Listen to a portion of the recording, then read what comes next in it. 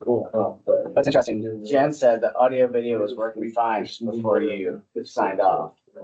Well, I got into it twice by accident, and then it was, I was logged into it twice, and somebody fucks it up, so I bailed on it. All right, go ahead and unmute us, Kirsten. Unmuted. Okay, sorry about the technical difficulties, everybody. Just to confirm that the folks in Teams land can hear us.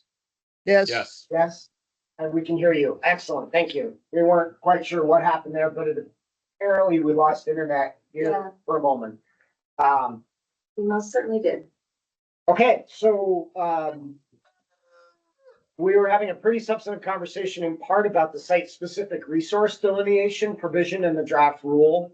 And that's, all about understanding that the maps are not 100% accurate and that there should be some mechanism for an applicant to seek redress if we say that there's a tier 3 resource on their property and therefore their project is jurisdictional when perhaps the mapping is clearly in error.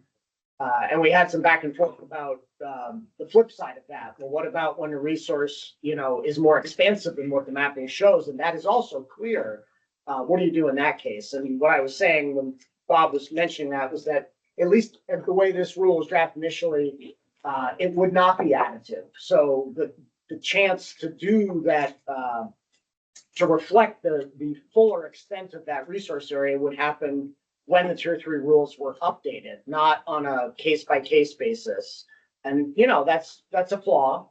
But it may be one that we have to live with, in order to make this a workable program. Especially given the resource limitations that we have, both from the standpoint of landowners, but also within the Agency of Natural Resources, which doesn't, have time and staffing to be able to adjudicate or even comment on hundreds of jurisdictional opinions based on where a tier 3 resource is or is not. Any other thoughts on the site-specific resource delineation concept? Yes. I'm wondering so one of the questions I asked Alex at the last board meeting was, do we know what % of land cover the current mapping comprises? And I just kind of wonder, how big an issue is this? Like, how much actual proposed development activity might we see in proximity to these areas in terms of the, legitimate question or concern about being able to staff and manage a process of refining mapping? So I agree with Billy wholeheartedly that we need clear maps just in terms of administration for any interested party to have some definitive clarity around what's in, what's out, and a process to refine mapping between what I would anticipate be the intervals of time when they're more formally kind of readopted. But I just kind of wonder how if they were kind of if it was published today, here's the tier 3 as it's currently conceived, how much development activity and sort of process would we encounter? I really don't know. Is it going to be a little or a lot? Yeah, So Kirsten, I think we'll work on that more. I'll work on that with the GIS analysis, but I think, and anyone can correct me if they think I'm wrong, it's right now under this draft, it's the habitat connectors along roads that are going to be the areas that will trigger the most, because those are the areas where development is most likely in the first place. And the way that Bob and I have worked out that, there's a substantial area that's covered by that. Not in every town, but in some. And depending on which buffer distance we end up using, both of the examples in the map view are tied to the road rule, because Bob's concept behind this was that the road rule will trigger jurisdiction for most development that would impact interior forests, so we can focus on the areas near the road that serve an important habitat connection function. But because the road rule really has two numbers in it, it's more than 800 feet of new road, or it's more than 2,000 feet of this road and associated driveway. The mapping shows you those two buffers. Like, what if we have habitat connectors along roads that are 800 feet? Or what if it's 2,000 feet? And that will make a big difference, you know. Yeah, so the other thought I've had is I've wondered within the current subset or whatever, the final version of this is tier 3, these are the resources. Are there some resources like Habitat Connector that can be more definitively mapped? So it's more certain versus a different kind of resource like, a plant or something that is more likely to, have a greater likelihood of moving on the landscape. But just in terms of the need to do these, have a process for updates, are there some that you need that less, or maybe not at all, and there's some that you need that more. So just questions I've had. So Annette has had her hand up. Yes, go ahead, Annette. I would like to look at the maps. I'd like to look at 2 areas. Do you want me to screen share, or do you want to do it? I'll do it. Just as you're doing that, I think the other area, Kirsten, is definitely some of the significant national communities that exist in more developed areas. There'll be a lot of activity, right? There's some communities like Colchester and a couple other places in Champlain Valley that have a lot of significant national communities that I would assume would trigger. Yeah, and then others probably very infrequently would trigger, would just be like hypothetical guess. And then just not to beat a dead horse, but if you're gonna bring logging and forestry into this, the headwater stream areas are gonna become a real flashpoint. Like the town of Bolton and I don't know, 40% of the forested area there looks like it's within a headwater stream area or surrounded by one, depending on how we're mapping them. And so I think from that perspective, that's an area that would be a big issue for FDR. Yeah, and unlikely to be one for any other type of development because those headwater stream areas are intersected with the slopes of 35% or greater. So there's not going to be commercial residential development. Yeah, At least I It's don't not think there will developable. be in those Yeah. areas. Yeah. Maybe some accesses that could try to cross them, but yes, forestry is different. So here, let me share the screen per Annette's request. Annette, I assume you want me to go to Danby, yes? I have 2 areas. One is in Brandon. So why don't we go there first, then we'll go to Danby. Okay.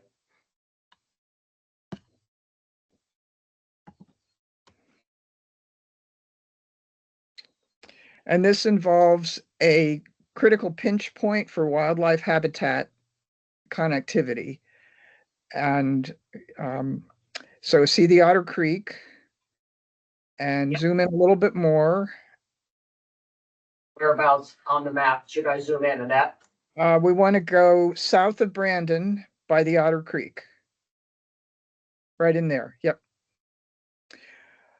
So there was a 15 megawatt solar project proposed for hayfields in this area. And it was next to the Otter Creek and right at the south of what you're showing on the right. So there's a road next to the Otter Creek and there are fields. All of those fields, by the way, this project was permitted and then dropped by NextEra, so it's not happening. But Eric Sorensen, yeah, right in there. Eric Sorensen testified that that particular area is a critical pinch point for connectivity between the Green Mountain National Forest and the Taconics and the Adirondacks too. I don't see how the road habitat connectivity is reflected. Now, as I see there's a little bit on the street to the left, but the road itself right next to the Otter Creek is not referenced, neither is Route 7. So I just wanted to point out one area that I'm familiar with that Eric Sorensen has testified about. His testimony is a primer on forest fragmentation or and wildlife habitat connectivity, excuse me, not forest fragmentation. So I sent it to you, Alex, and there are maps in it that show the critical pinch point. And so this was one of the areas that I looked at to see, okay, is this identified in any way through what we're looking at? Okay, Right, now we gotcha. It's not. So let me just do one thing before we move on. I'm gonna turn off the habitat connectors for the purposes of tier 3.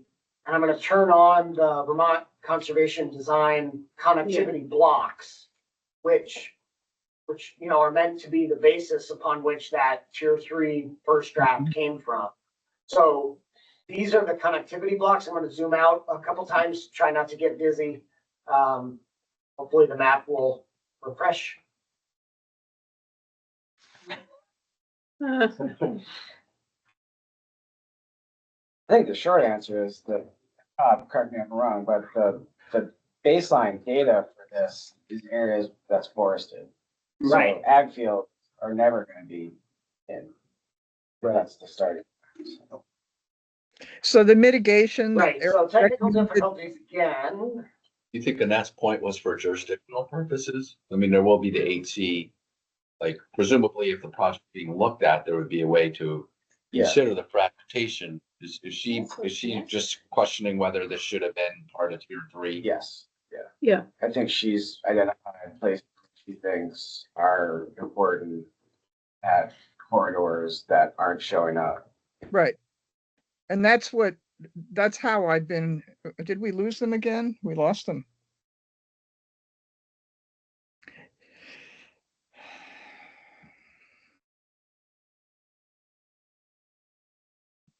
I think there's actually some solar activity going on. Let me see. I'm having internet issues at home. It's kind of Yeah. odd. It keeps cutting out. There's this place called Space Weather News where I saw today that there was solar storms coming in.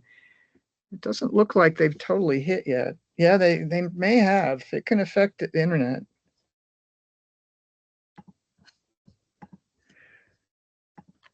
I was once in mediation with a solar developer at like 9 o'clock at night, and a big solar storm hit, and we all got knocked off the internet. And the mediator said that had never happened before. Oh, it was such a blessing.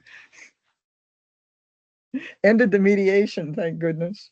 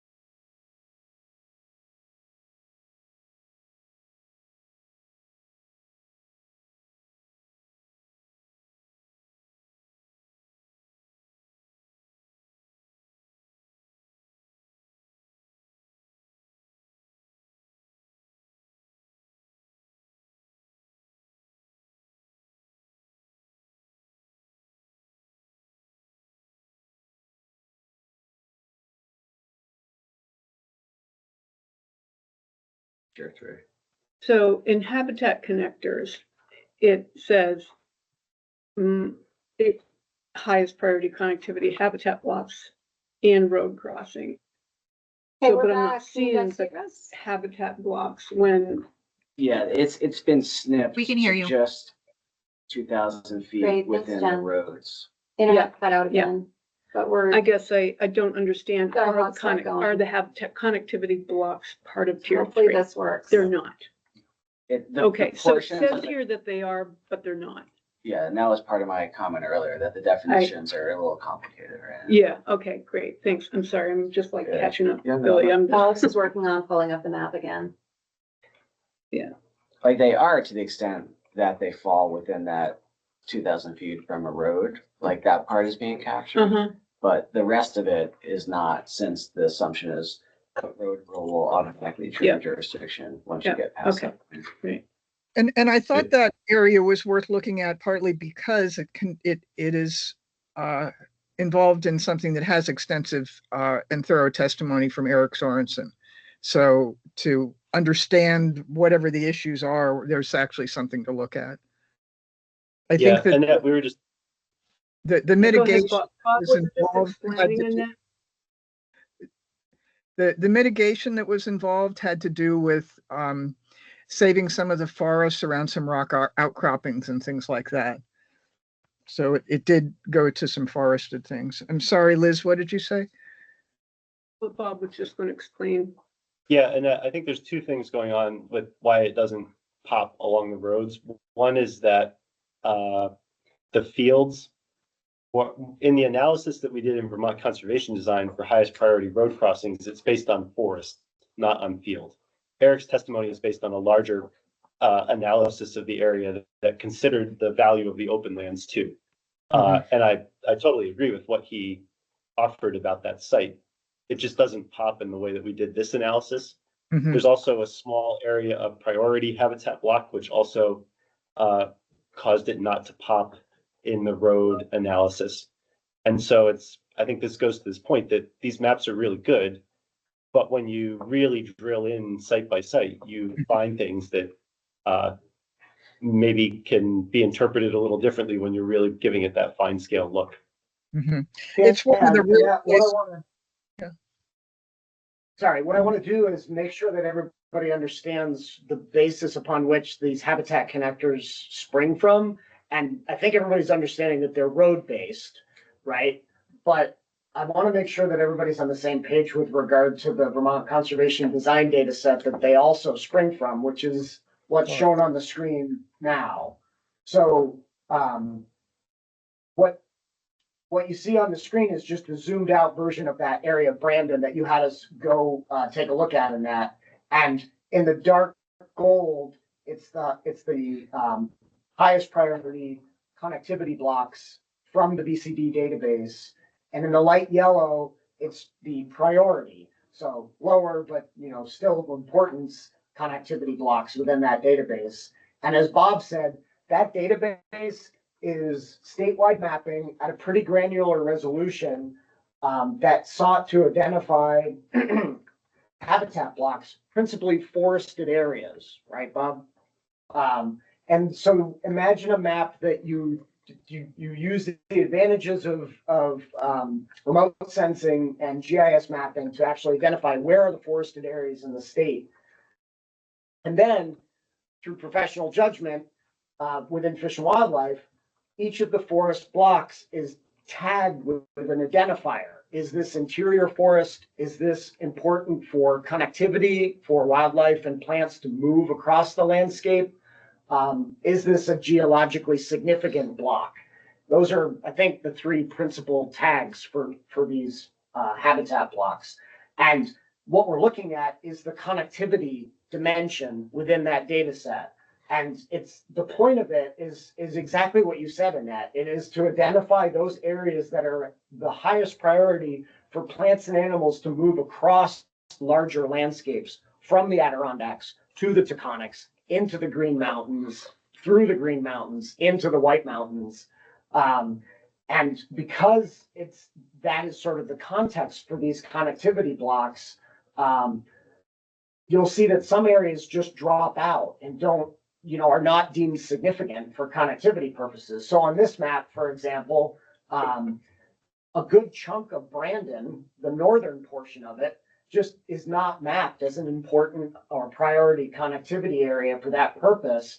But the area that you called out, Annette, actually is. So I think your observation is a really important one in this particular spot. And it speaks to what Bob was saying about a limitation of this particular data set, that it doesn't pick up fields. It doesn't pick up agricultural areas. Even further, Which is if you part of- look at the exhibit that Eric put in with his testimony, he identifies a really fairly narrow part of it as a critical pinch point. And I'm not seeing that exhibited on this map, but his testimony was quite revealing in terms of what an important area that particular site was for this connectivity. So I thought it was a good example. I'm not an abstract thinker, so I do much better looking at actual case studies. And it's rare that I have seen something so clearly articulated as a critical pinch point for wildlife connectivity. Yeah, and I think, Bob, maybe you can speak to this too. As I look at this area, I'm not familiar with it, but as I look at it and I zoom in and out from a landscape perspective, there is highest priority connectivity blocks to the east and to the west. And it does appear that this area here, you know, some portion of that you would want to identify as a habitat connector to connect these blocks east and west of Route 7 through Brandon. And I'm sure one of those, I think it's this one, Annette, is the one that Eric was probably pointing out. I haven't looked at his report yet. And so it's an indication of the need to refine the analysis that Bob and I worked on and the GIS algorithm to try to identify, you know, where these important habitat connectors are, because as you pointed out, when I put those back on screen, they show up, you know, to the west in these areas connecting these blocks, but there's nothing shown in the area that you pointed out. So good observation. If people want to take the time and we could go just a little further south to West Rutland, I could show you another place that I have questions about before we get to Danby. So if you want to move down to West Rutland, I want to look at the Pittsford Ridge.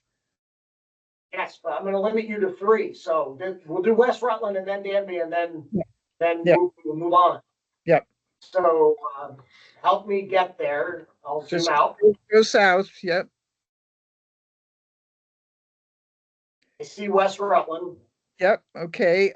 So we're okay. The Pittsford Ridge is in the middle of the page, just to the left above Route 4. Turn on the tier 3 areas. Okay. Zoom out just a little. So those headwater streams are the Pittsford Ridge. The Pittsford Ridge is critically important for habitat connectivity. You might want to move the whole screen down a little so 4A is at the bottom so we can see the whole Pittsford Ridge and what's being identified for habitat connectivity. That's great. Okay. So my question is, the roads to the east and west of the Pittsford Ridge are not identified for habitat connectivity. That Pittsford Ridge was proposed for a big wind project. A&R weighed in very early. I think that John Groveman wrote the letter when he was general counsel telling the company that this was critically important for habitat connectivity.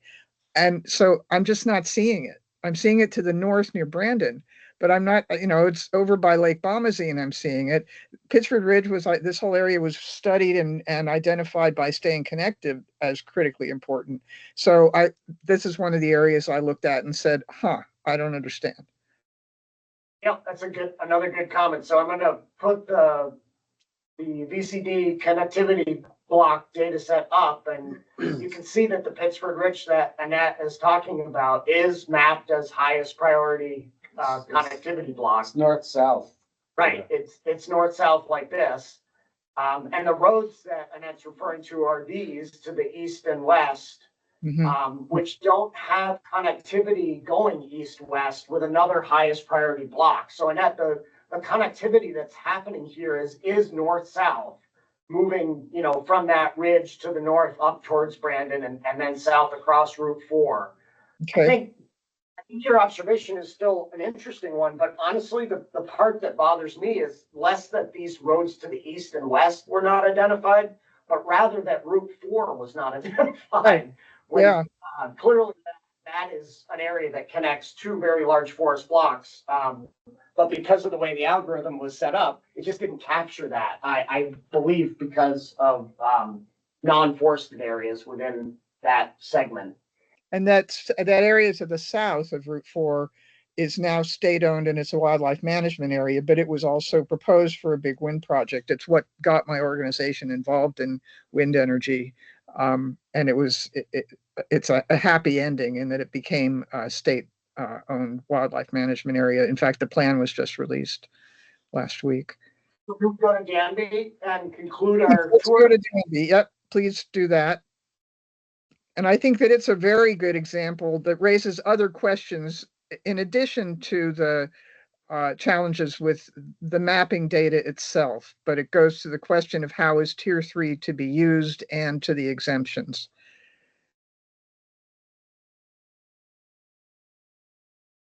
Okay, and zoom in.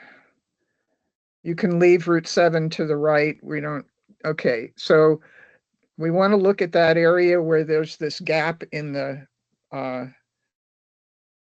hard line gap in the mountain. Yes, I remember. This is one you and I discussed in that, which is a real anomaly and definitely worth taking a look at. So Definitely this is a worth gap. taking a look at. Okay, so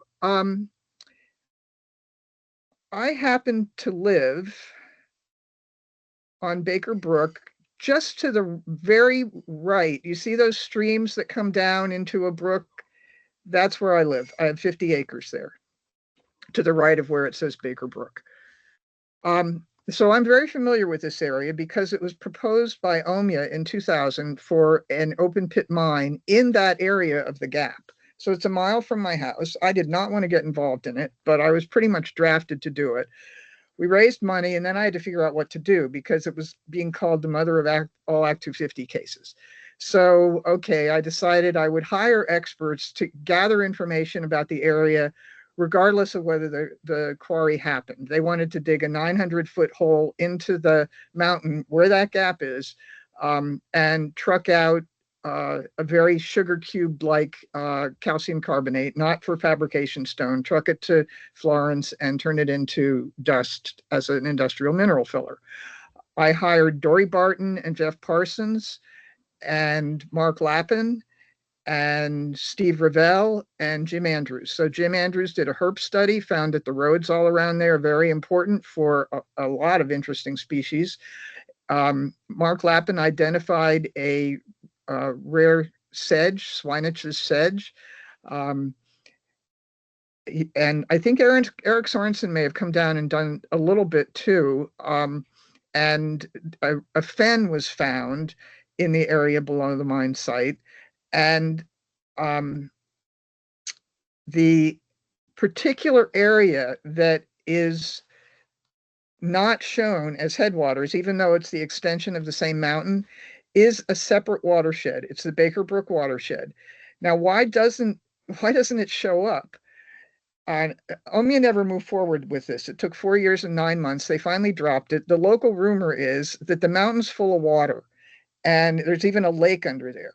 When I went and walked the site with Steve Revell, the hydrogeologist, he was looking for depressions. He said that in this particular area, because it's karst geology, which is fairly unusual, but it is because of the marble vein where the acid rain can make fractures into the marble and cause it to have water go for long distances unfiltered.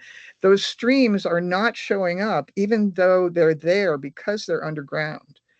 And so he found all kinds of depressions, and he said, oh, there's a stream there, but they're not mapped because they're not above ground. And there's one place just over the border in Tinmouth where I was able to take people to show them one of these springs that had come up and had surfaced right there, so you could actually see the stream.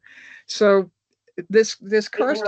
I just want to get to the point that you're trying to make, which I don't think everybody understands right immediately, that you and I do, because we've talked about it already.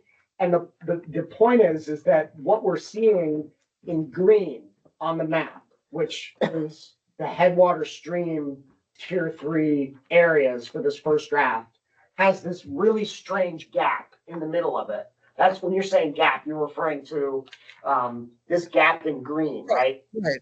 Yeah. Yeah. And so that gap doesn't seem like it should be there. That's a connected landscape. There isn't a natural reason for that. But there's a GIS reason for it. And the reason is that we defined headwater stream catchment areas or watersheds as those catchments that are draining to first and second order streams. So a first order stream is a stream in which no other streams flow into it. It is the beginning of at least above ground drainage. And a second order stream is a stream in which one other stream flows into it. So these are typically thought as headwater stream areas. And in this particular case, the gap that you're seeing is a catchment area, a mini watershed that drains to a portion of Baker Brook that already has two other streams flowing into it. It's a third order stream. And so just by the strangeness of the way the catchments work, this is not a headwater area, even though it really looks like it should be, because it's draining to a third order stream. I apologize, Annette, but I think the details of the site-specific analysis that you had commissioned are interesting, but this is the crux of it, right? Is that there's a problem here in the mapping. Well, then it goes to the next question of what would it mean if it was a tier 3 area, or what does it mean if it's not a tier 3 area? Now, when I looked at that list of exemptions and I thought about a project like this being tier 3, but having all these exemptions, that seemed like a bad idea. So maybe I'm happy that it's not a tier 3 area, because then there won't be any exemptions. So I don't understand how tier 3 adds or benefits from an environmental review, especially if there are going to be exemptions for other criteria. It's to me a very complicated situation that I think this, because I know that this is a very ecologically sensitive area, yet nothing that I have learned about it has shown up as tier 3, makes me wonder about the value of the choices that this group is making for tier 3.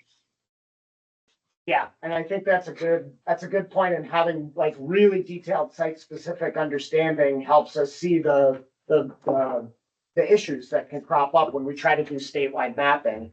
But Annette, I'm going to stop the share because I think people have seen this particular gap now, and just say that I want to remind you in particular, Annette, but everyone, that the exemptions that were written into the first draft were exemptions from jurisdiction under tier 3 only. So that if a project was going to trigger jurisdiction under the normal or today's Act 250 triggers, it would still trigger Act 250 and a full Act 250 review, regardless of whether it was exempt from a tier 3 jurisdictional determination. Do you understand what I'm saying in that? No, as I said, I'm not an abstract thinker. I need case studies. Can you give me an example of a type of project that would trigger tier 3 that wouldn't trigger other Act 250 criteria? Okay, so imagine a commercial development. Somebody wants to build an auto repair shop on their property, and they're in a town that does not have zoning. So any parcel greater than 1 acre is going to trigger for that commercial activity. So let's say that their parcel is 11 acres. They want to do the commercial activity. It's going to trigger Act 250 under the normal jurisdictional triggers.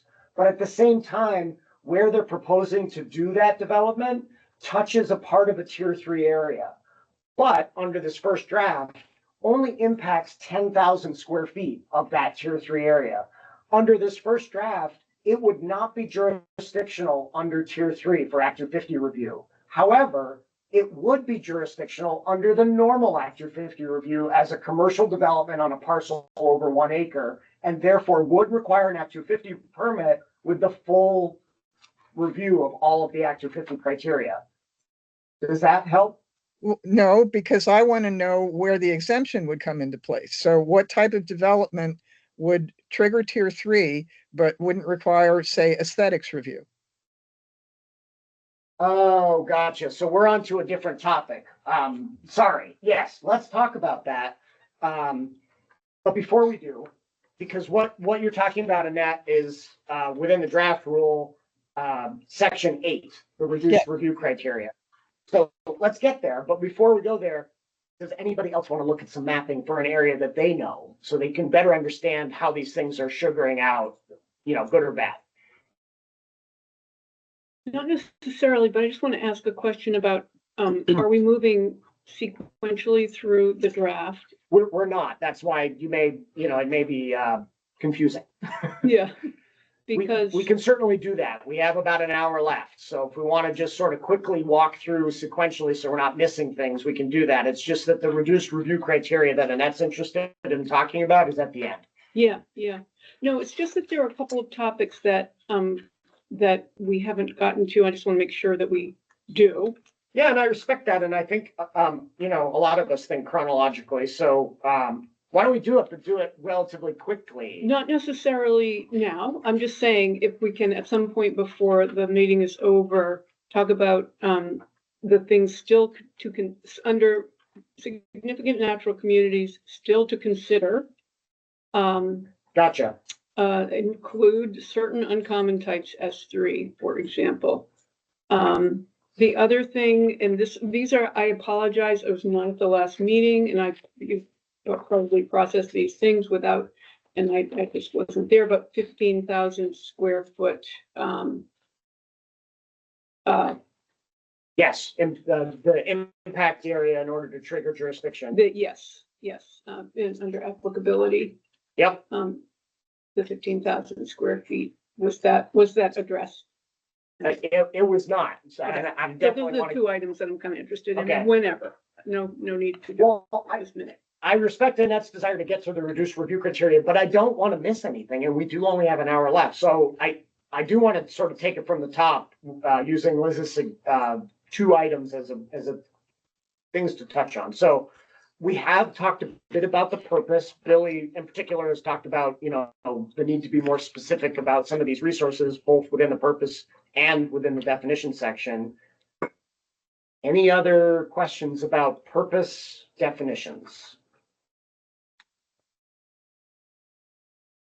Okay, so if we move on to section 4, resources and geographic extent, we get to your question, Liz, which is about the first resource area that's in this draft, which is significant natural communities. And so, yes, in the italics on the bottom of page 2, I put in, Bob and I had talked about there are certain S2 significant natural communities that are not delineated. There aren't very many. I think we saw one that's literally a point feature that's just been buffered, and there's no actual delineation on the ground. So, you know, it was our thought that it made sense to not include those in tier 3 because there's no actual understanding of where they are in the landscape other than a pinpoint on a map. But I think maybe more significantly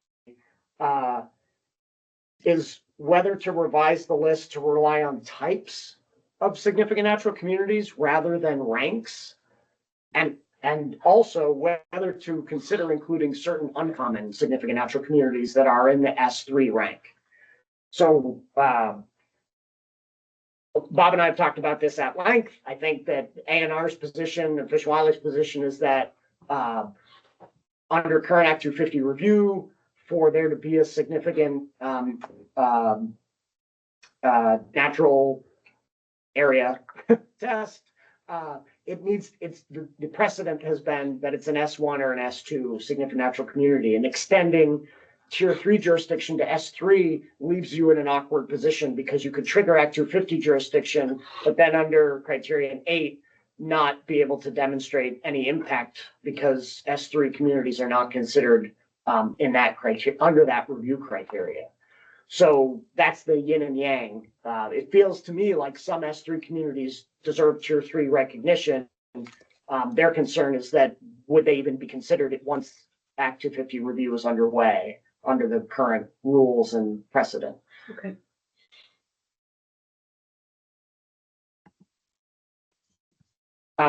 So I'll just express the opinion that, so that is a little over my head, but that there are some S3 natural communities that I feel are worthy of that kind of consideration, yeah.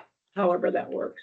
And Eric Sorensen wrote a really, you know, you saw this, Alex, I think, but it was maybe just yesterday that he wrote a fairly lengthy email about to you and a few other people about natural communities and thoughts about significant natural communities.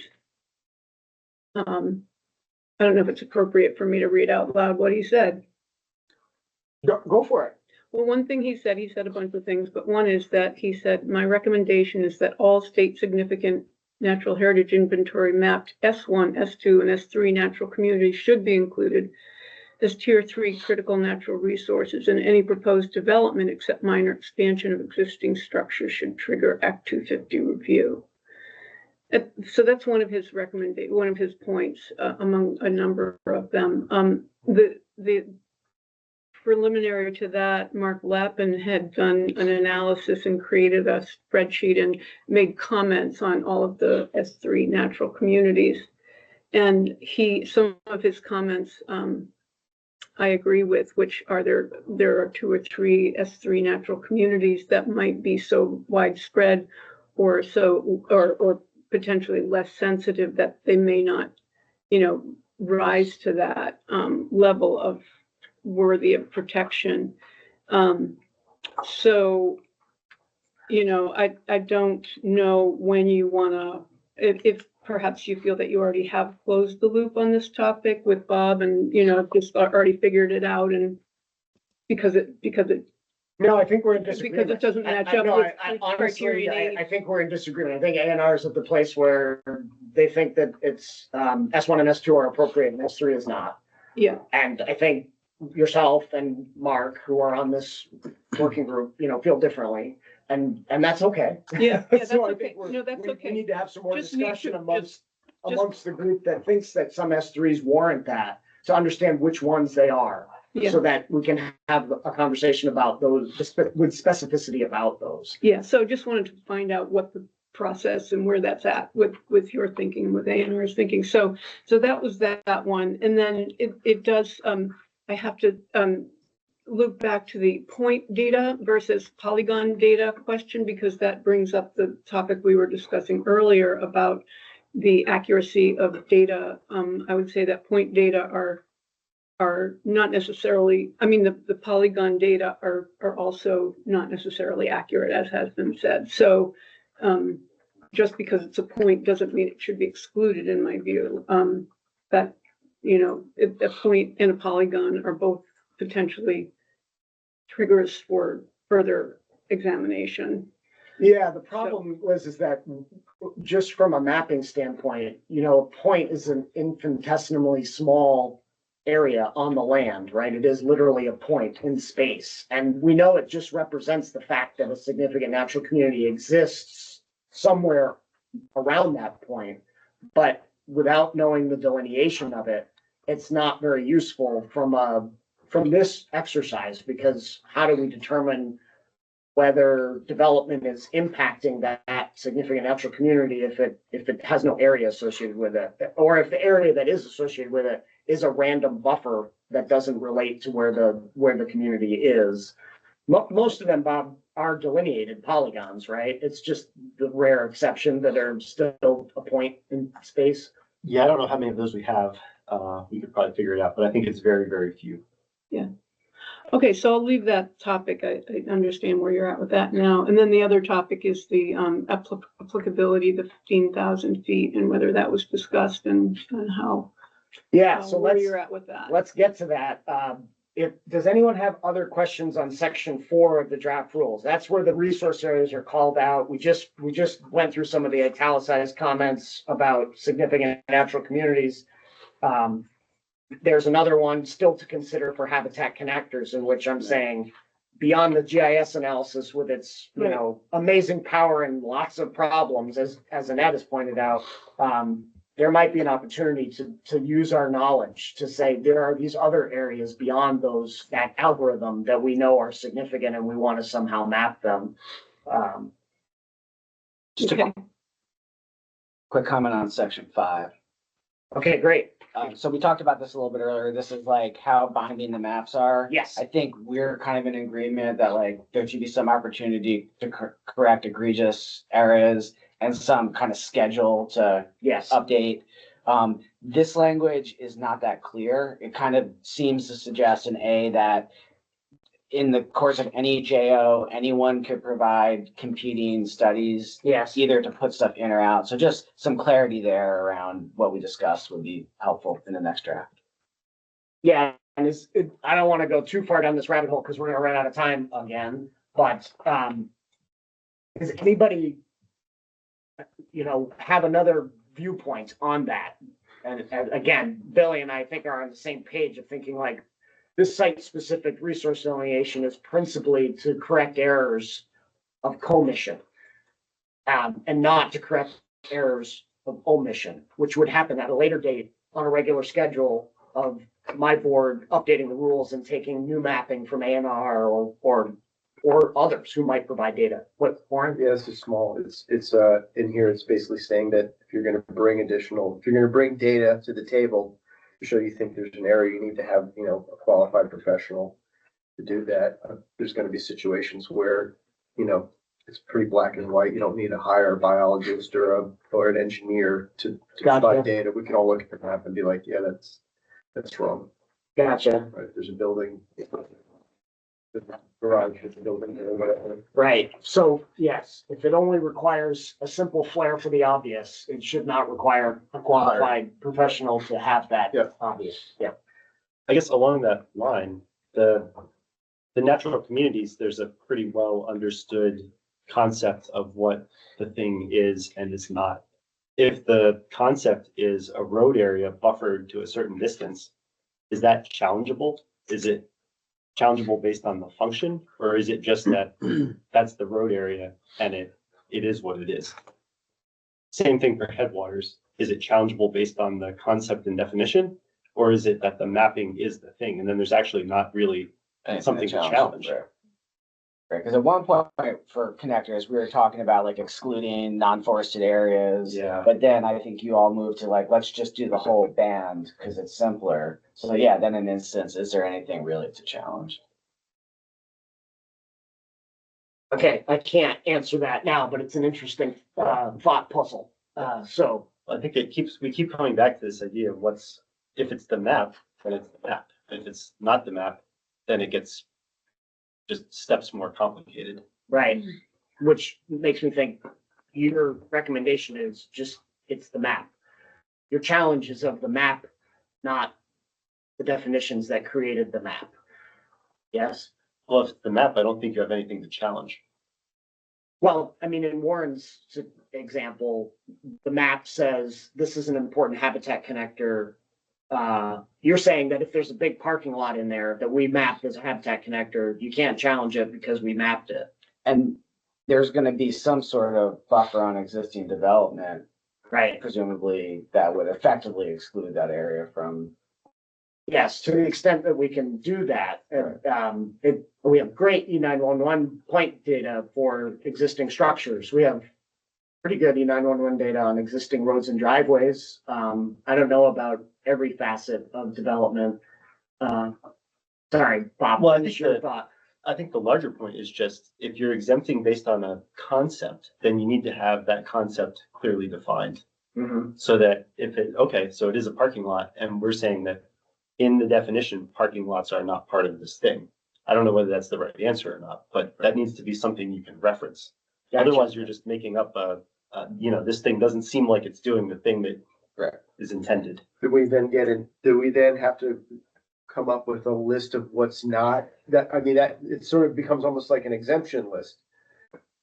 I guess is what you're saying, like, Maybe. right, it's mapped as a habitat connector. I'm thinking of one that's, when I was looking at the other day, it's a series of like recreational fields, and it's mapped as a habitat connector. Let's say they want to build something on that rec field or structure on that rec field. Right. The mapping, you would say you got an Act 250 permit. It seems, I don't think any of us would think that's what was intended.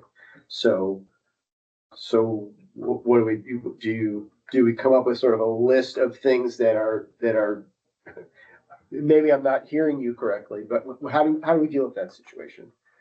I mean, I would come in and say, this isn't a habitat connector. Maybe there's someone either side of me, but this is being mapped as a habitat connector. And it's not, and I should be able to do something with this parcel. I mean, this layer is definitely going to be, I said this a couple of meetings ago, there's way more on here than I was envisioning. maybe naively, but again, I was thinking Shutesville Hill. I'm thinking these are gonna be some very specific areas around the state, and there's some areas of the state that are, there's a lot. There's a lot there. So I think this is where you're gonna come up with the most situations where people are scratching their heads and thinking, well, of course I should be able to build here somewhere along the, along the road. So I think we need to think about what's the best way to deal with those situations that one where there's, I think you obviously didn't do these connecting habitat maps and try and pull out structures and existing things that probably don't fit the definition of what you mean as a habitat connector, but for whatever, they're mapped the way they're mapped. So let's figure out how to address the situations you're going to encounter where people have I think probably a reasonable expectation that this is an area they should be able to build, or there's an assumption that the map is not correct, but it's mapped this way because this is the way we did it. I don't know if I'm being articulate. No, I'm just trying to figure out I'm trying to reduce the hassle factor in Right, both directions. right. While still making sure that the resource is given its due. Yes. And the question is whether a rec field that shows up on a habitat connector map serves any purpose in terms of that resource. I think, I think that's an example of this larger question Yeah. of, are you gonna define a habitat connector very specifically and then say, here's our sort of mapping attempt, and you can shrink it back? Or is it just habitat connectors are defined by what's on the map, and then you have to review that recreational field through the undue adverse impact standard in the new 8C? And I don't know that I'm not arguing that one is the right approach, Right. but I think that's kind of the fork in the road. Gotcha. Well, yeah, and one will have greater jurisdiction, more projects entering into the process to then be found to not have an impact on the criteria that relates to the resource that got it in there in the first place. And the other is trying to be more fine-tuned and say, no, you're in an area that is a habitat connector, but you're not, and that's out. So, development around your house is, excluded. Yeah. Okay, well, that's helpful. Let's move on. So does anybody have further thoughts on section 5 before we move into section 6 and 7?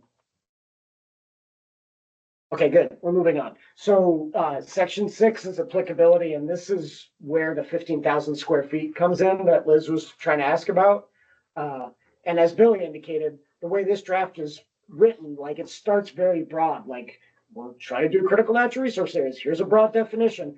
And then you don't really know what's covered in tier 3 until you get to section 6, which tells you it is development of more than 15,000 square feet within one of these tier 3 areas. So again, the idea was to not sweep in very minor developments into an Act 250 review process that is designed for larger projects and it is a comprehensive review. But when I wrote this, and you can see from the reference box, I was trying to think, what is a landowner who's in a tier 3 area, what would they be interested in doing that we're not interested in seeing them in front of a district commission? And, putting a minor addition on their house, building a garage, those sorts of things. What about a property that is not developed and a landowner's like, I've been holding on to this in my family for the last 25 years and I'm finally ready to put up my house. Is there a way that we can craft the impact such that they could do that and not have it trip into Act 250 for a single house? That's what the 15,000 square feet was intended to get to. So somewhat permissive with, up to that limit. It's a big enough area. It's about a third of an acre that you could drive several school buses through it. And I think there have been comments at these meetings that, particularly with significant natural communities, that could be a big impact on a significant natural community. So this 15,000 square foot got questioned at the board meetings that Kirsten was participating in over the last week. And I know that it's been questioned by some of you. So what are your thoughts on this way of thinking about impact and when jurisdiction triggers? Do you want to start, Liz? It's too big. It's too big. Okay, there you go. That's a quick and easy thought. Anybody else? Because a 1/3 of an acre, a house site, cleared house site in the middle of a significant natural community, for example, it could have very significant impact. Same for habitat connectors, I would think. That's just my opinion. I know it's been expressed already. I just want to make sure that that was recorded. Yeah, Jamie. Is the thought that there would be one allowance for this, or that there could be, so you have a large parcel, could you then have multiple 15,000 square foot? Yeah, it's a good question. I think Billy raised that when we were chatting as well. You know, the way it's worded is not 100% clear. My intent was that it's a total, so that if you happen to have 2 or 3 different Tier 3 blobs on your property and you're seeking to impact 2 of them, we sum the impact area across all of your impact. And if it's more than 15,000 square feet, you need a permit. And if it's less, you don't. At least the way this has been drafted. Yeah. So I know, like in some comments that we submitted to you, BNRC, you know, we floated the idea of allowing some de minimis, like activity that wouldn't trigger it. I think we were originally thinking if you have existing development, you want to put on the garage addition to your house, that sort of thing. That seemed reasonable to think about, sort of those allowances. And you brought up a point here, which I wasn't thinking of, and that's, you know, what if you have an undeveloped parcel? And so what would be allowed there? I agree with Liz that, like, for natural communities, this could be Too big. potentially a pretty devastating impact if there's no review. So I do wonder if there could be more of an incentive or an approach that, at least if there's existing development, to look at some kind of exemption zone around that. Yep. Versus going into the heart of an area where there could be significant impacts, I guess. Yeah. And then in regards to what do you do with an undeveloped parcel, you know, I don't know. One idea to float is it more resource dependent? Like, are there certain Tier 3 areas where it just doesn't make sense to have this, whereas others it may be more acceptable? I don't know the answer to that, but I just would put that on the table as one idea. Yep, we talked about that at some of our early meetings, that maybe the trigger would not be the same for every Tier 3 area. Maybe it would vary depending on the source, the resource that created that Tier 3 blob on the landscape. I want it to be simple. I want it to be less complicated, and that's why I went down this road. But Kirsten, I think will agree that the board was pretty cool to this 15,000 square feet. And I think they felt the same as what you just said, Jamie, that it made more sense to focus on existing development and provide some level of allowance around existing structures and such, as opposed to just an arbitrary 15,000 square feet of impact on any particular parcel. But that's why we're here. I'm interested to hear everybody's thoughts. Annette, go. I'm a developer. I'm just going to make it 14,999 square feet. Right. I don't think the number works. Yeah, I think that, sorry, Kirsten, I'm speaking for you and the rest of the board. I think a lot of our board members were under the impression that Tier 3 jurisdiction would be impact-based, not parcel-based. So the project would have to actually be touching some Tier 3 area, but that once you touched it, you were in. It was jurisdictional, right? That was kind of the initial thought. And so this idea of like, no, you can touch it, and actually you can remove, 14,999 square feet of it, didn't make a lot of sense to them either. As opposed to what you were saying, Jamie, of like acknowledging that we don't want the doghouse in the backyard or the 5-foot bump out to the kitchen to be an Act 250 permit, even if that house is within a Tier 3 area.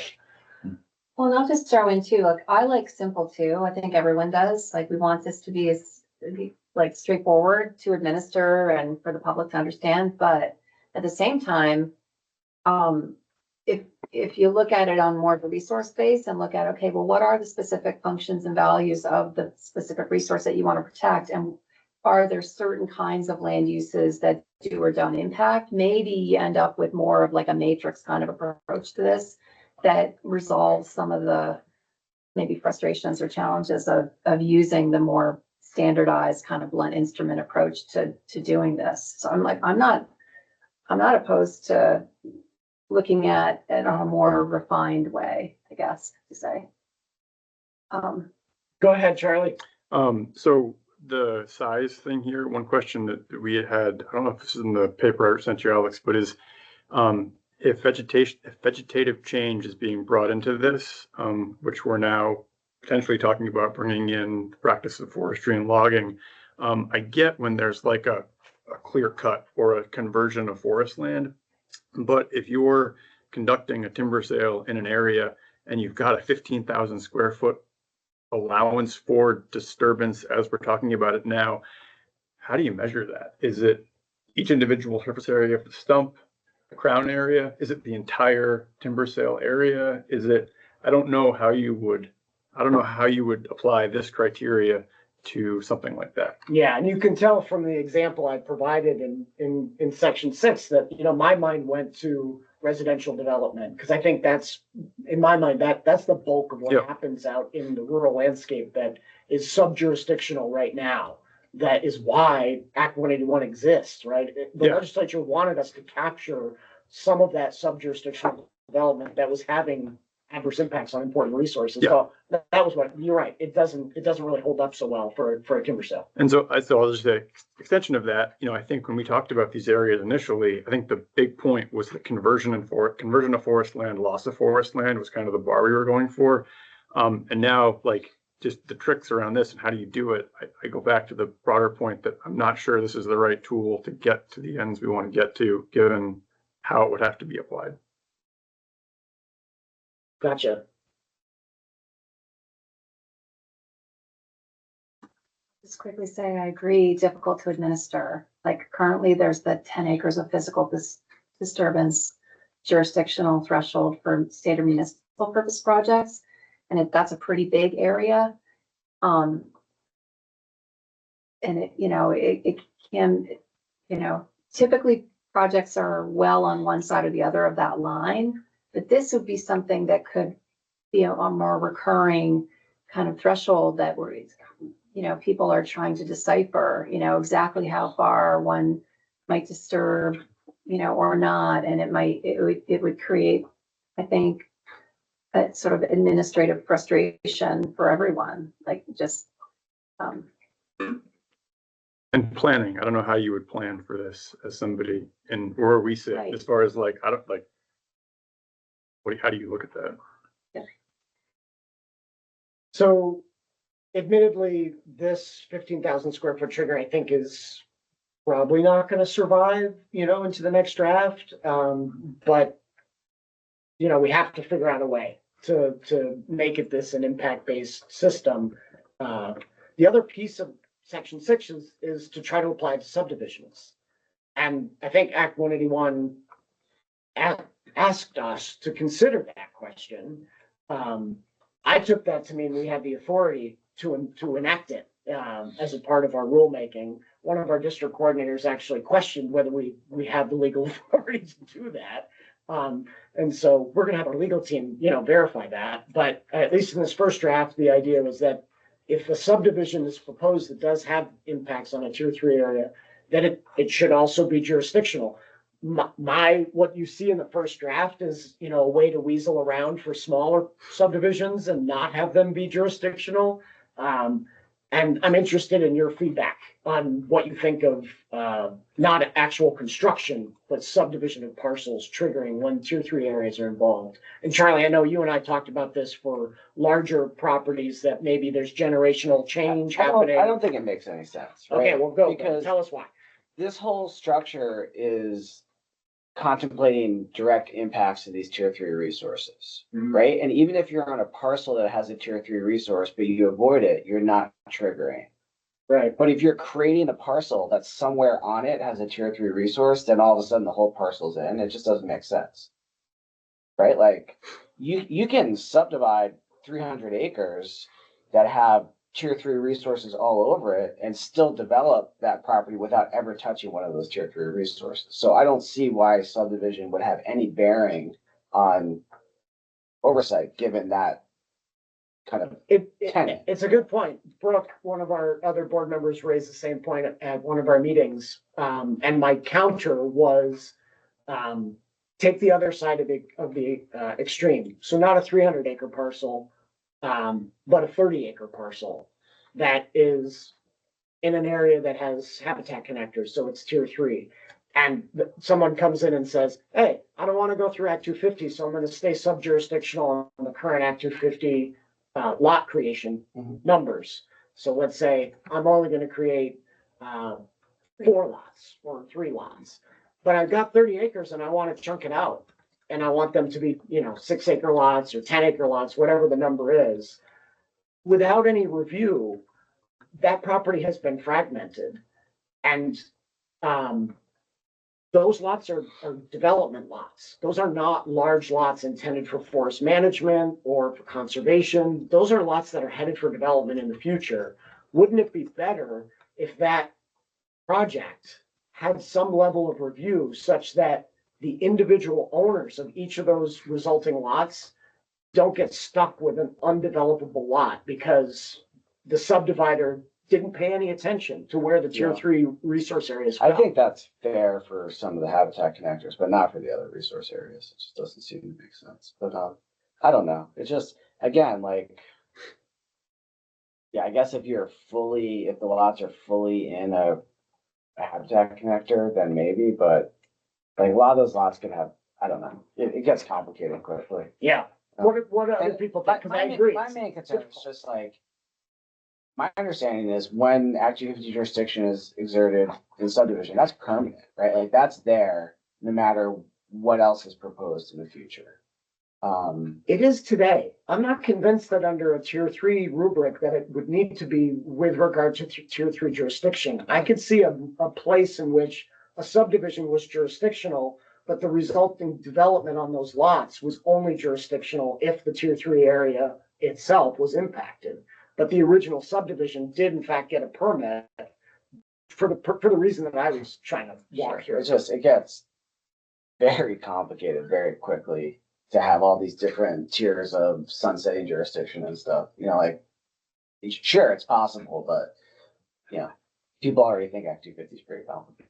So yeah, what others think about capturing subdivision, prior to any development, construction happening. The subdivision is an interesting topic. I mean, it came up a lot in regard to tier 2 because there was sort of this, like, trying to figure out what's the best approach. Is it a road rule? Is it reducing the number of lots to sort of address sort of undue level of fragmentation, where there seemed to be agreement that we should do something? And I think, folks settled on the road rule. I think for tier 3, it was more thinking that you're going to have a really critical, significant ecological resource where, anyway, in my mind, it wasn't so much to look at like what is a subdivision threshold, but to just try and have it function both as an incentive and then I guess as a backstop to have appropriate development review. So I mean, if we're looking at people being able to develop within a parcel that has features, but it doesn't cover the whole parcel, there will be an incentive for them to look at developing in that part of the parcel that doesn't have the resource, which I think is good. I mean, that'll drive good site design. So in a way, I guess I'm saying like, I don't, I would focus more on that concept versus, I mean, your point's well taken. Like, do you want to be proactive if somebody is subdividing in those areas to try and have the let's say the house site located in appropriate areas, but maybe there's a way to drive that anyway just based on how the rule is structured without Right. having to do the subdivision review. Right, especially if there isn't a 15,000 square foot, Exemption. gimme, Yeah. with an exemption. If an undeveloped lot that impacts tier 3 is jurisdictional period, when the development happens, then maybe we're covered. The only problem is, there was no advanced planning, so that you just Right. end up with a bunch of creative lots that, No, and that's a buyer beware situation, right? That's, it'd be great if this could function in a way where if somebody wants to do a 4-lot subdivision, but it's cited well, like that's not a bad thing. right. So it's trying to drive like the good site design in a way and where there's potentially these sensitive resources. Versus just maybe automatically capturing the review. Yeah, and that's the way this draft was, I was trying to word it. I was trying to say, 1 and 2 lot, maybe 3 lot subdivisions, you get a pass. Anything that's more than that, you gotta show us that you're not gonna have more than 15,000 square feet of impact. If you can do that, because you've got good site design, then you're not jurisdictional. But if it looks like you are gonna have more, then you're jurisdictional at the point of subdivision, not only at the point of construction. But it's, yeah, I think there's pros and cons. Well, I'll throw out my 2 cents for what it's worth. I'm still kind of like ruminating on this, but it definitely recognized the value in a subdivision plan review, not limited to ensuring that lots are viable, buildable lots, that people don't come along and buy something that's really not buildable, but also help ensure that you're not setting forward a plan that boxes people into, maybe road frontage on the more blind corner of the road, just kind of lousy, or forcing someone to do a stream crossing that would have been avoidable or in a more, ideal location, that kind of general planning. But I don't think, in my mind, I just had never envisioned that.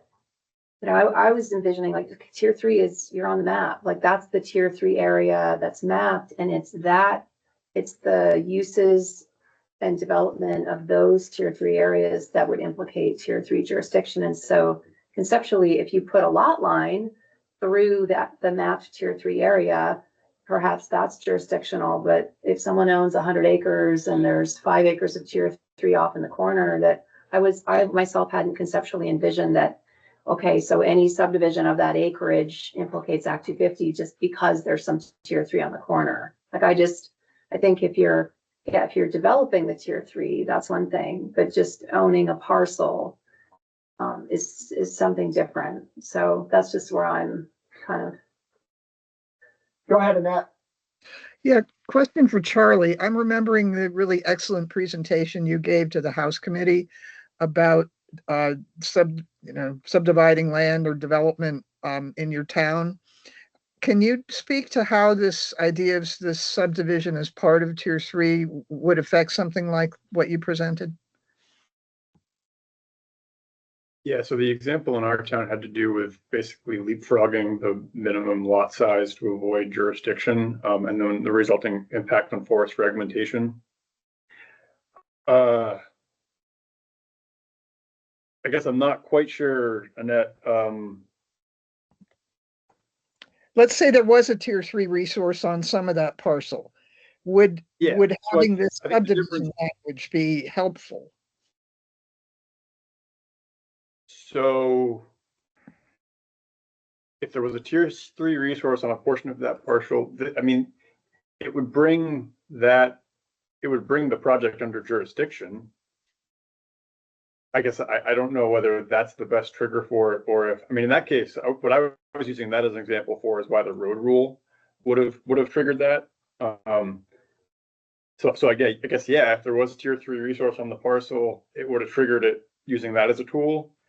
I don't know if that's the best tool. I also think there's something I struggle with here is subdivision with the intent to fill in the blank. Like that was an subdivision with the intent to develop. It was lots. Which I think is different than a subdivision where you don't know what the eventual intent is. And that's why I was curious to hear the idea of like, well, it's only applicable to the subdivision. And then once that's done, like the jurisdiction disappears. So how much forethought do you have to have about future development when the subdivision takes place in order to inform what eventually is gonna happen. Cause I agree that like pre-planning is super important, and if you've got a developer who wants to do something similar to the example in Montgomery and that, like, that's one thing, but if it's something where you've got to, what we talked about, Alex, where you got a family who's subdividing a 1,000-acre lot between 4 kids, and they each end up with 250 acres, how much forethought into where that kid is gonna wanna build their house do you need to know at the time of subdivision in order to meet the objectives we're trying to do here in a way that's reasonable? Yeah, and one of the interesting ideas that came up at the board meeting was perhaps when there's a subdivision of property that involves 2 or 3 areas, there isn't jurisdiction, but rather there's some required JO from our program that gets recorded in the land records that is just there as a warning essentially to future property owners that would get picked up in title searches to say, your property contains, 2 or 3 areas, the development of which would require an Act 250 permit. The JO could say, Please lot note- 5 has some tier 3. Right. It would be a Like, JO. I think that kind of buyer beware notice makes a lot of sense. Yeah.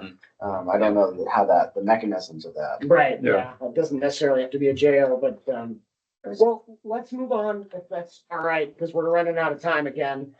Section 7 is exemptions. I don't want to get mired in these because I think these are very evolutionary with how the draft is moving. And I want to have time for what Annette asked about, the reduced review criteria. But does anybody have, thoughts on the section 7, the exemptions area? It talks about exempting development within a certain distance of existing structures. It talks about development related to existing roads so that we don't need to have municipal government and the Agency of Transportation coming to get an Act 250 permit every time they want to, add some shoulder to the road or do some utility work on the side of the road. So those are some of the exemptions. And then there was a host of sort of, maybe we should think about the following because they came up in conversation at these meetings. But my comment was maybe we don't need these further exemptions based on the earlier ones. Well, you may on those, sorry to interrupt, a lot of those were sort of contingent on the 15,000-foot exemption. So if you're gonna get rid of that, you may want to revisit some of these. We've got accessory buildings, camps, things of that nature. Right. And then definitions like deer camp. There's no definition for. Right. You know, That was a comment that Megan made at one of our meetings. And so I just threw it in here to like, do Yeah. we want an exemption for deer camps? And I thought the same thing. Like, we don't, there isn't an easy way to define what those are. But I think her point was in testimony and in conversation in committee, there was some feeling that like, we better not have an Act 250 permit for the lady that just wants to build a deer camp on her property, up in Norton. Like that's a seasonal structure that gets used 3 weeks a year like that. She shouldn't need an Act 250 permit for that. So. Yeah, the challenge also being that what she's building today is one thing, but also, our challenge pointed out in Montgomery is that deer camps have a tendency to become primary residences over time. And so how do you track when the person retires, moves to deer camp, what's on the addition, what's in the better road, brings power up, and then who's monitoring that, who's catching it? I gotta put in septic. I and live things in a like that. house that was built as a deer camp. Yeah. I So, think for all this, like having like a date and time where all this stuff starts. Yeah. So like, even if someone builds a deer camp, if it wasn't a primary residence before that date, then like if it becomes one, then it triggers, that sort of thing. yeah, I just don't know what who's monitoring, who's keeping track of this, who's. Yeah, and that'll come up with the road rule as well, which goes into effect July 1st of next year. Like that is a date certain and it's new roads created after that date. And so our program's gonna have to figure out a way to monitor what is newly created, which means, I'm just gonna order up some aerial, flights and imagery for June 30th. That's right. I can make that happen, right? But that's largely, I think, things that our program's gonna have to discuss, how we're gonna do that. Talk to Elon. Yeah. Bob might have the same comment, but just the kind of disturbance within the roadway. Like, I think part of the whole intent of the habitat connector consideration is to like maintain that forested cover to as close as the road as possible. I think if you're trying to allow for like infrastructure, that's typically within rights of way, then I think that allowance makes sense, but you might want to like limit it to like To actual types of, utilities and types of transportation. infrastructure, not a distance measurement. Yeah, or like a distance measure plus the limitation on like like transportation or utility infrastructure, Okay. rather than like someone just building a long narrow house along the road or something like, you know? Yeah. Like Saudi Arabia is doing in that. Have you seen that? As a former municipal official, the example that I was thinking of is, okay, municipalities had to get a municipal general permit for their roads for Right. stormwater. Some of them are gonna be required to have not just a run out for their roadside ditches, but some kind of treatment in certain Yeah, absolutely. locations. And do we really want them to have to go get an Act 250 permit because there's a state stormwater permit that tells them they need to do a detention pond in proximity to the road? And I was thinking it'd be great not to have them have to get an Yeah, Act no, 250 and I agree with all that stuff. To avoid a situation where someone tries to use that area to build something that doesn't have to be next to a road, I think, Okay. but. Yeah, Maybe. I had pretty much the exact same comment. And 50 feet from the edge of the existing path, or what does it say? Edge of the existing road is probably quite a bit bigger than the right of way, would be my guess. It would be, yes, depending on the road, but yep. Okay, good points. Anybody else on exemptions before we get to reduced review criteria? I mean, trails, but we already covered that, I think. Yeah, we did some good discussion. on that. Dana. Yeah, Dana, go ahead. Yeah, I know I've sent these to you, Alex, but just for the group's benefit, we just raised on the exemptions for just consistency's sake, letter B, to make sure that it actually is consistent with what's in Act 250 already, and including the word logging in there. And then we had actually recommended, because there's some incongruence between C and D, making it just 50 feet across the board, because you've got a 50-foot standard on state and municipal roads and then a 25-foot standard on private roads. So we just said, make it 50, but it's just consistent. I think that was it. Thanks, Dana. Okay, I'm gonna move to what Annette wanted to talk about, which is the last section. So Annette, I don't know if you missed the meeting.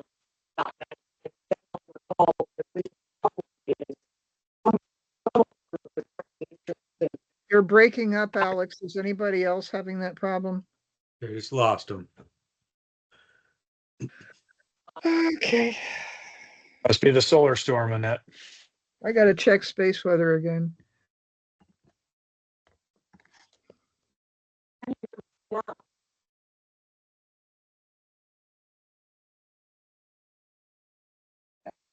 Yep, it just hit. It's up in the yellow now. Actually fascinating to monitor it in real time.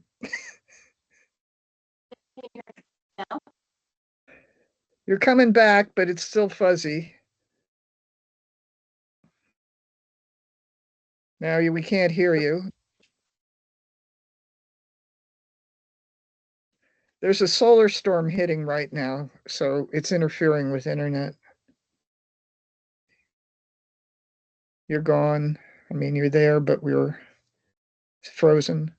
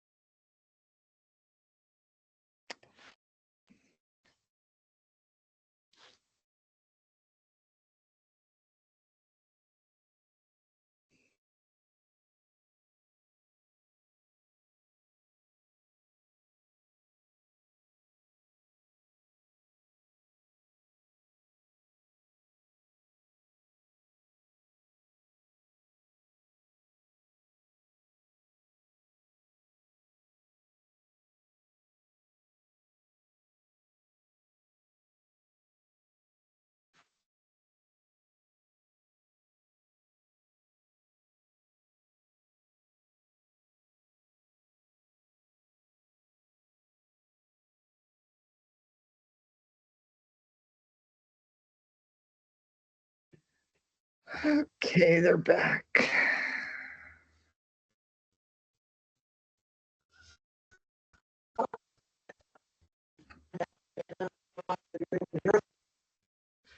We can see you. Your sound is not good.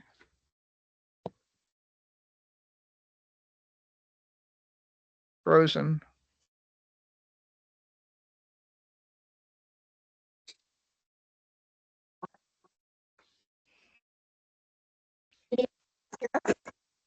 You're back again. Now you're fuzzy. Slow motion. Clearing up.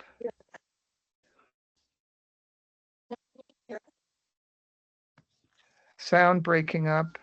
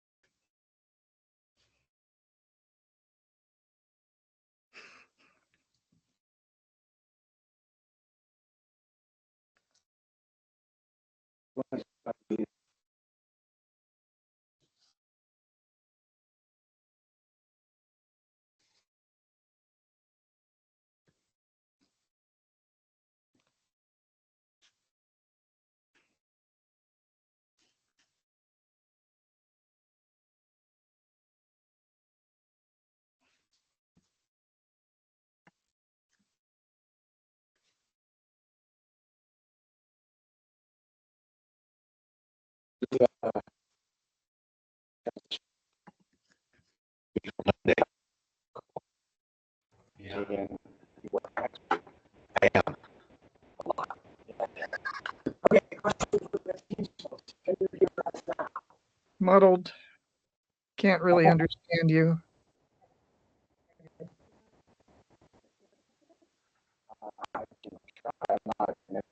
You could phone in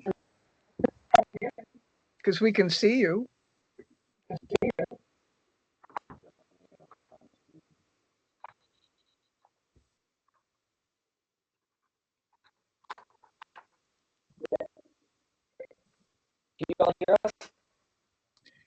Talk some more.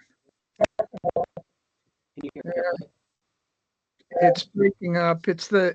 Can No. you hear me now? Yes.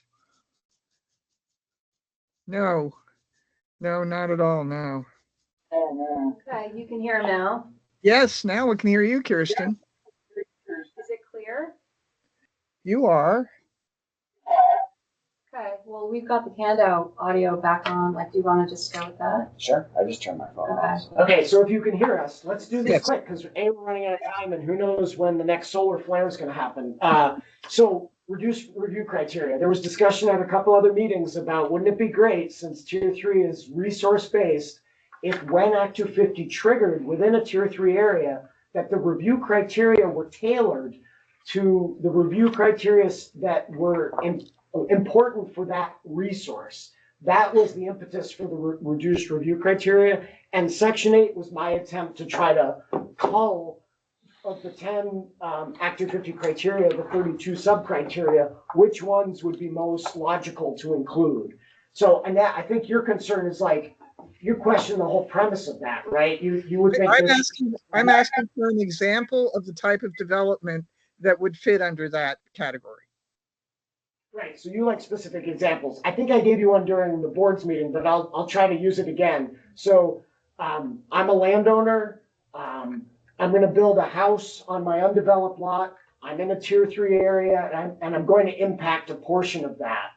I'm building one house, and if I'm now in Act 250 review, one of the criteria under Act 250 is my impact on the educational system, right? School capacity and the likes. The other is my impact on transportation, municipal capacity and ability to serve roads and trash service and all of that. I think most of us would probably argue, at least I would, that one house is not going to have impacts under those criteria. So why would we introduce those criteria as part of the review for a potentially angry neighbor to raise the issue? Why not tailor the review to just the criteria that relate to the potential impact on, say, the habitat connector that was the reason I was in jurisdiction in the first place? So B at the bottom, it adds in aesthetics and historic sites and all kinds of other things. Right, so that was my attempt to say again, one house on the landscape doesn't seem to rise to a level that should allow someone to argue those points. You can disagree with me about that, and it sounds like you are, but I think the bigger question is this group supportive of a tailored Act 250 set of review criteria for tier 3 projects or not? Because if it's not, then we can end the conversation right now. Just have it be the normal Act 250 review. My only caution is like an existential one, then like what value is Act 2, like if almost all these are covered by other permits or by municipal review, then what's the value add? Like, why do we need Act 250? Right? And like, there will be gaps around certain fish and wildlife criteria, which we've identified don't have state permits. But if those are the only things that this addresses, then we should probably just create a permit program in fish and wildlife, right? So like, that's But the Billy, tension I see. I think you're conflating two different things. Like what I want to get at with reduced review is a project is so small that it's not going to have impacts under certain of the review criteria, so we don't need to review it under that. Not that there are other permits that take care of that issue, but rather that it's just so small. So Well, that's the question I'm trying. Alex, I would suggest that Act 250 already in its process, you walk into if there is a hearing or however things are done in advance, there are already numerous ways that the review criteria are reduced. So I would trust the district coordinators to handle that. I mean, I've gone into hearings where the citizens have wanted to talk about impacts to deer, and it's already off the table. So if there are legitimate issues that need to be reviewed under Act 250 because Tier 3 has been triggered, that's fine, but the district coordinator and the commission can take those off the table, anything else off the table. I don't see why this extra step is necessary. Good point. What do others think? That would be helpful to understand. Maybe I've missed out in the past, but there is the ability now to tailor, or to limit what criteria is applicable. Well, not as a matter of statute that I'm aware, but as a practical, reality of typical application review process. The district commissions and the coordinators through pre-application review definitely identify, here's this whole subset of things that you can provide a very cursory reply on the application form of no impact. And it's just sort of self-evident. It's kind of like a common sense. And then these are the subset of the criteria that are in play, and that it would be advisable to provide a more in-depth reply. I also think about sort of the administrative side of this. We've frequently been asked to provide these sort of customized application forms, like, this doesn't seem relevant, can't you just get rid of that stuff? Well, it kind of opens up this Pandora's box, and, we're trying to keep, some standard process, and, every time we go to look at updating the application form, it's a technology project as well. So I just think we want to be careful. And yeah, maybe there is a recommended provision of, if jurisdiction is implicated due to Tier 3, typically these criteria, maybe there's a more formal path to have those be admitted, and we figure out the administrative side of that. But I think that it has been working as, for all projects. When I was working as a coordinator, I would just sort of tell people, it's kind of like doing your income taxes. You just sort of got to wade through the minutia of questions and know that a lot of them, are going to be not relevant or in play, and then others are. So there's definitely value in just kind of standardized.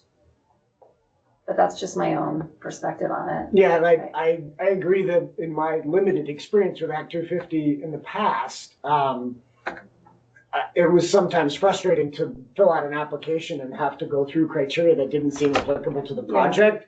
But you could do it with cursory sort of information. And then oftentimes when a hearing was required, the district commission would specify what criteria were actually the subject of the hearing. And it narrowed the scope. Yeah. And so Yeah. if that's the current practice, even though it's not necessarily well outlined in statute or in rules, maybe this whole concept of a tier 3 reduced review criteria is just more complication that's not Yeah, necessary. that is the practice, that a hearing will generally focus on the specific issues that are, of interest and concern. Yeah, and an appeal will be focused on specific criteria or issues. So like Right. as you move through the process, but in the first instance, you need to like have a basic showing that you meet all the criteria. And that can be as simple as, this business doesn't have any school children, Right, and then, and then it can narrow, but you still need to like at least answer each of the questions. Yeah. And I understand the issue with neighbor appeals. There is a separate Act 181 study underway that the board is undertaking concerning looking at the appeals system and finding efficiencies. So there's that as well, kind of alongside this. Yeah, so we're at time. Sorry, to run up against the clock again. Any parting comments on this last item of reduced review criteria? We didn't really have a full-throated discussion, but I guess I would just quickly say, like, I like just the concept, whether it can be done through this proposal or what you're suggesting, that is sort of the ability through some of the practice now of signaling that, like, tier 3, like, legitimate review of impacts of these critical resources. It's not necessarily intended to just be some mechanism to get at additional sweeping Act 250 review jurisdiction for the sake of just bringing people under Act 250. Yes. Right. And that there's a number of things we're talking about that are trying to, like, whether it's just the resource versus the entire parcel coming under jurisdiction. I just think that will be helpful because there's going to be, as we know, a lot of concerns around this. And the more that we can narrow it to get at the legitimate resource impacts that we know should be reviewed and will be of concern, I just think more mechanically, hopefully this can get off to a better start. Sure.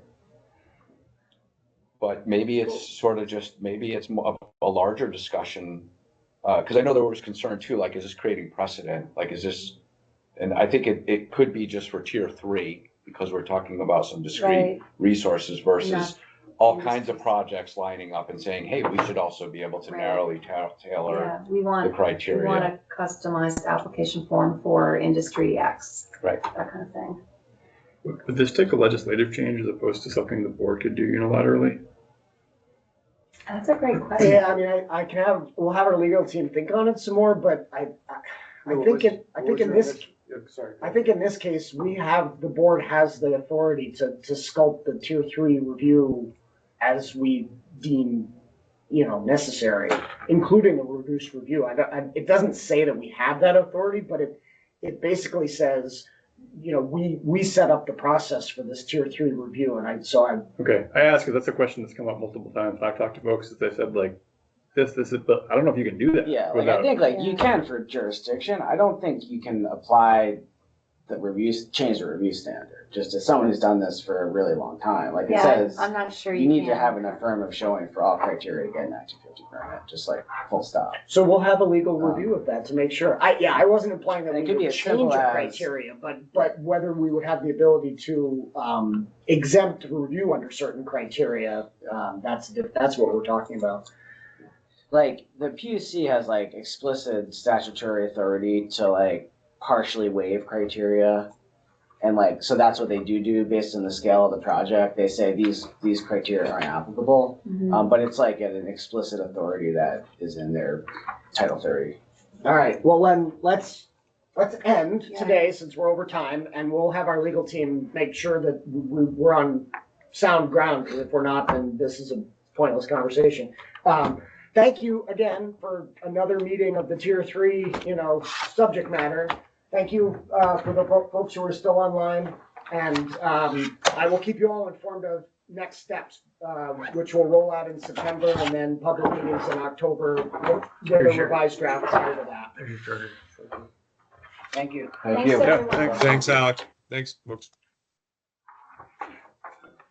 And the lunch opportunity.